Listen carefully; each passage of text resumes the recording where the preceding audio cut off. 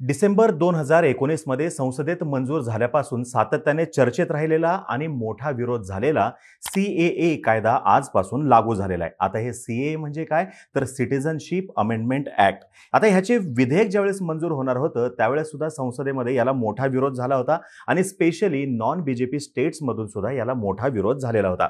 आता हा कायदा लागू झाल्यामुळे बांगलादेश, पाकिस्तान आणि अफगाणिस्तानमधील जे नॉन मुस्लिम मायग्रंट्स असतील त्यांना भारतीय नागरिकत्व मिळणार आहे, प्रोव्हाइडेड ते 2015 पूर्वी भारतामध्ये आलेले असतील. आता या संदर्भातले रेग्युलेशन्स काय असतील हे येणाऱ्या दिवसामध्ये समोर येईलच आणि याचं ऑनलाईन पोर्टल सुद्धा लवकरच कार्यान्वित केलं जाणार आहे असं सांगितलं जाते. बीजेपीने मागच्या लोकसभेच्या निवडणुकीमध्ये या संदर्भातलं वचन दिलेलं होतं, या संदर्भातलं आश्वासन दिलेलं होतं, जे की आता त्यांनी पूर्ण केलेलं आहे. आज आपण माहिती घेऊयात या सिटिझनशिप अमेंडमेंट ऍक्टची, याच्यामध्ये नेमक्या काय तरतुदी आहेत ते जाणून घेणार आहोत. यासोबतच याला मोठ्या प्रमाणामध्ये विरोध का होत होता याच्यावरती सुद्धा आपण प्रकाश टाकणार आहोत. नमस्कार, मी अरुणराज जाधव बोल व्हिडिओवरती तुम्हा सर्वांचं अगदी मनापासून स्वागत करतो. आता या सिटिझनशिप अमेंडमेंट ऍक्ट मध्ये नेमकं आहे काय, तर बघा, धार्मिक छळाला कंटाळून पाकिस्तान, बांगलादेश आणि अफगाणिस्तान या देशातून 31 डिसेंबर 2014 पर्यंत भारतात आलेल्या हिंदू, शीख, बौद्ध, जैन, पारशी व ख्रिस्ती समुदायाच्या लोकांना इथून पुढे बेकायदा स्थलांतरित मानलं जाणार नाही आणि त्यांना भारतीय नागरिकत्व दिलं जाणार आहे. आणि हीच तरतूद या 2019च्या कायद्यामध्ये होती, जे की लोकसभेमध्ये आणि राज्यसभेमध्ये मंजूर झालेले आहे. अजून सोप्या शब्दामध्ये जर का सांगायचं म्हटलं तर या कायद्यामुळे पाकिस्तान, बांगलादेश आणि अफगाणिस्तान या 3 देशांमधील अल्पसंख्याकांना भारतीय नागरिकत्व देण्यात येणार आहे. आणि या देशातील अल्पसंख्याक कोण आहेत, तर त्या देशांमधले अल्पसंख्याक हिंदू, शीख, बौद्ध, जैन, पारशी आणि ख्रिस्ती समुदायातील लोक आहेत.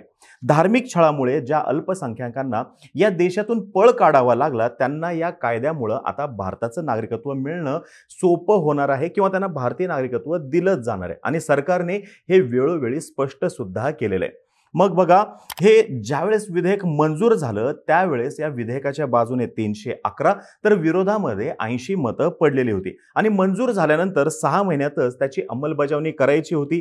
मात्र त्याला तब्बल 8 ते 9 वेळा मुदतवाढ देण्यात आलेली होती. आणि आता फायनली लोकसभा निवडणुकीच्या तोंडावरती या विधेयकाला मंजुरी देण्यात आलेली आहे. संपूर्ण देशभर याची अंमलबजावणी केली जाणार आहे.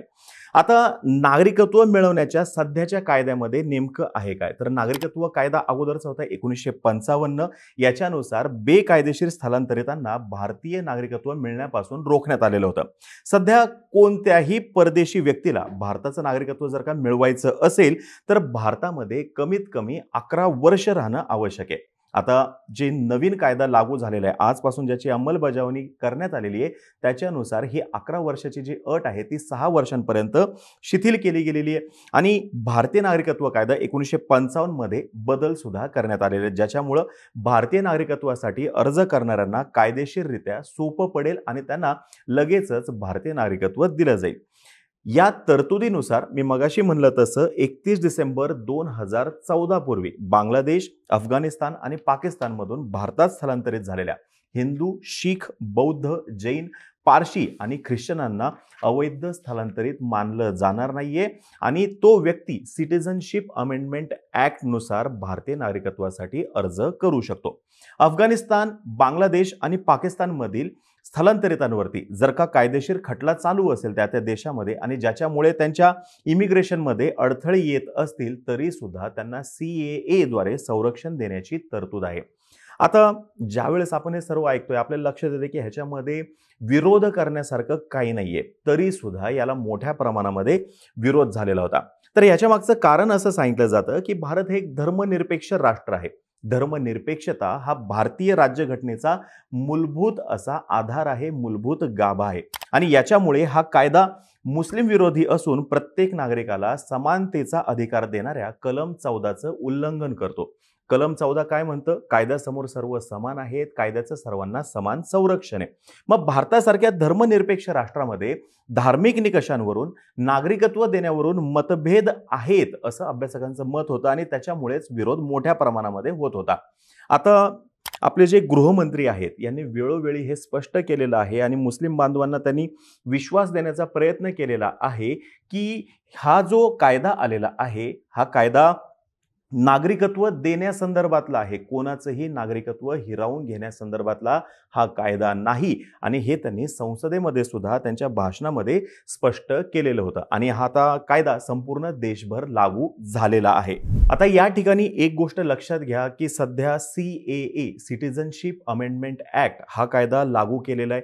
युनिफॉर्म सिव्हिल कोड ही वेगळी गोष्ट आहे, CAA ही वेगळी गोष्ट आहे आणि NCR ही तर अजून वेगळी गोष्ट आहे. सध्या जी काही चर्चा आहे किंवा सध्या जो काही कायदा लागू केलेला आहे हा सिटिझनशिप अमेंडमेंट ऍक्ट आहे आणि तो फक्त आणि फक्त पाकिस्तान, बांगलादेश आणि अफगाणिस्तान या देशांमधले जे अल्पसंख्याक आहेत आणि जे भारतामध्ये आलेले आहेत 31 डिसेंबर 2014 पूर्वी किंवा 2015च्या अगोदर जे आलेले आहेत फक्त आणि फक्त त्यांच्यासाठी असणार आहे.